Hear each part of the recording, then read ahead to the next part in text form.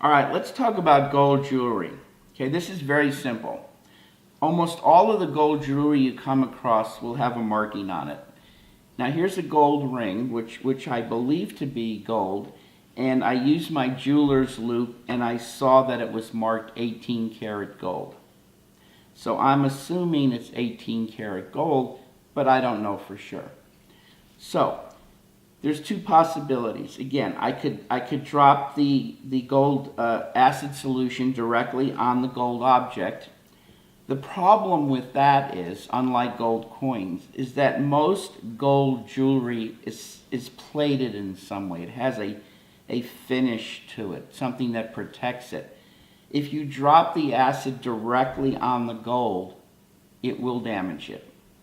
So, how do you test your gold for authenticity, and how do you tell what carat gold it is so you can determine its value? What you do is very simple. You take the gold object and rub it on the stone, rub it on the bottom or somewhere where it won't make any, make any difference. And I'm taking this ring and I'm putting quite a bit of material on it, and it does look like it's gold colored. So that's a good indicator, but I still don't know for sure. I'm going to take the 18 karat gold testing solution because the ring's marked 18 karat, and I'm going to put a drop of the solution on it. Now, if this disappears, then I know it's not 18 karat gold. If it doesn't disappear, it is 18 karat gold. So I'm going to put the solution on it and see what happens. Now right away I can see, you might not be able to pick it up in the camera, but I can see that that gold marking is gone. It's disappeared. It's gone. So this ring, even though it's marked 18 karat, is not 18 karat gold. So what am I going to do next? I'm going to take the 14 karat gold solution. I'm going to rub the object here again. I got a nice amount of gold color there. I'm going to take the 14 karat solution, put a drop on, spread it out a little bit, and I'm going to look at it. And what I see is the fact that the gold color is still there. It's not disappearing. So I know for certain that this is at least 14 karat gold. The gold color is still under the acid. It's not disappearing. So I know this is at least 14 karat gold. Now, what do I do with my gold object? Okay, I'm going to weigh the gold object. This weighs 3.03 grams. I'm going to go into the Coinapps or Coinflation website and use their gold calculator, and I'm going to tell it that I have 3.03 grams of gold and it's 14 karat gold. And I've already done this with this ring, and the Coinapps gold calculator tells me that this ring has $73 worth of gold in it. So I've determined it's not 18 karat, it's 14 karat, and it's worth 73 bucks. Very simple. Just to repeat, don't put the acid directly on the gold piece. It may damage it. Rub it on the stone, test it that way. Pretty much the only way you're going to be able to make certain that the gold item is gold and what carat it is, and then you can determine its value. All right, finally I want to talk about silver and gold bars. How do you test silver and gold bars?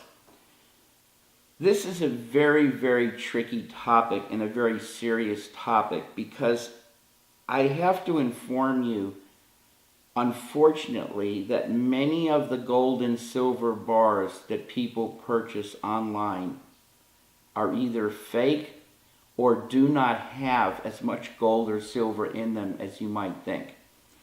There are a lot of videos online where people take their silver bars, for example, and they slide the rare earth coin down the surface of the bar and it slows down, and they conclude that the bar is made out of silver. Well, we know this may not be true. It could be silver plated and have some kind of base metal underneath. So the rare earth magnet test is not going to work for a silver bar. And it certainly won't work for a gold bar. So what do we do? Okay. The only way to really tell a gold item is gold and not gold plated is to file into it. You're going to have to take the gold bar, file into a corner of it, and drop the 22 karat gold acid on that file mark. It's that simple. If it changes color or reacts, it's base metal. It's not gold. If there's no change, no reaction, it's solid gold. Same thing with the silver acid. File into the silver bar. Put a drop of the silver acid on the file mark. If it turns white or red, it's a high grade of silver. Some other color, it may be no silver or a lower percentage of silver. If you buy silver online and you're buying from a company that makes their own silver bars, there's a high probability that those bars may not be 100% silver. They may have some silver in them, but you don't know what the total composition is. And the reason I mention this is because you may run ads, people may come to you with silver bars, and if they're not stamped with a refinery that you recognize, like Johnson and Matthey, then you don't know what you're looking at. Even if you run the silver test on them, you can't be certain what's inside of them. Okay? So you have to be careful. The silver test, the filing and acid test, is pretty accurate if you file down past the outer layer. But a lot of these silver bars I've seen for sale turned out to be fraudulent. And I can prove it to you. I've read the feedback and studied the examples of a lot of people who bought these silver bars.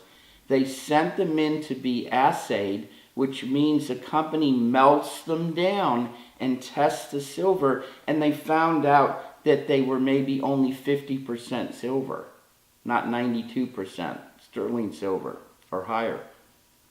I'm not saying that all of these companies are fraudulent, but you have to be careful who you buy from, and we've reviewed that information in the course. But more importantly, if you run ads and people come to you with their gold or silver bars, you're going to have to file into them and test them that way. You can't lay out $5,000, $10,000, $15,000 for an item that you're not sure about. It's that simple.